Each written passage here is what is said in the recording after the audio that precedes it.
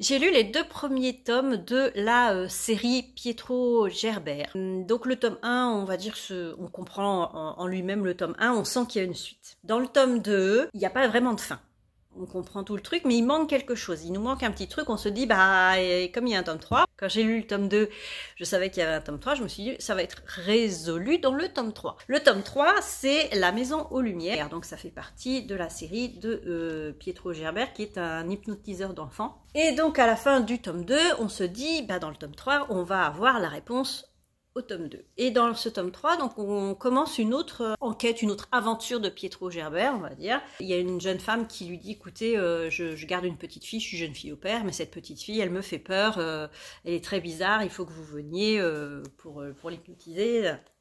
Et il veut pas le faire parce que depuis le tome 2, il est complètement en dépression, il veut plus faire grand chose. Mais la petite fille lui a écrit un mot et ce mot lui rappelle quelque chose qui lui est arrivé quand il avait 11 ans.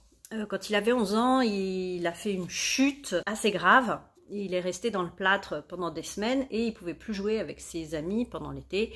Et il était spectateur un petit peu des jeux de ses amis. Et pendant que lui était spectateur de ça, un des petits qui jouait avec eux a disparu. Et on ne l'a jamais retrouvé.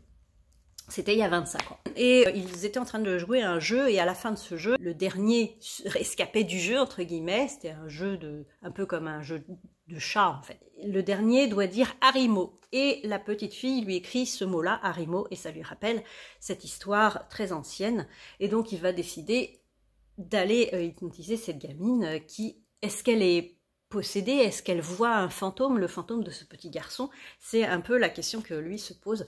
Et donc, c'était très bien fait. Toutes ces histoires anciennes, etc., c'était très bien fait. On retrouve vraiment toute la trame un petit peu des précédents, en fait. Il y a toujours cette histoire d'enfance, cette histoire de trauma, etc., qu'on retrouve dans les autres. Le souci, c'est qu'on n'a pas trop de réponses, justement, à l'histoire de cette petite fille. On ne sait pas trop, on reste un peu dans le vague. On a une réponse quand même à une certaine affaire, mais ni à l'affaire du tome 2. On se doute plus ou moins, mais on n'a pas vraiment de réponse. Et est-ce qu'il y a un tome 4? Moi, c'est ma question. Je veux savoir s'il y a un tome 4, parce que si ça se finit là, je suis très frustrée.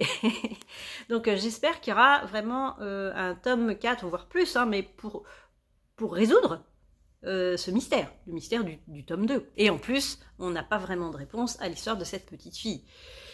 Même si on a des indices, ça nous a pas dit, voilà, c'est ça ce qui s'est passé.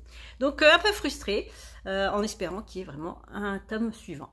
Et c'est aux éditions Livre de Poche, je l'ai pas dit, Donato Carisi, La Maison aux Lumières, au Livre de Poche.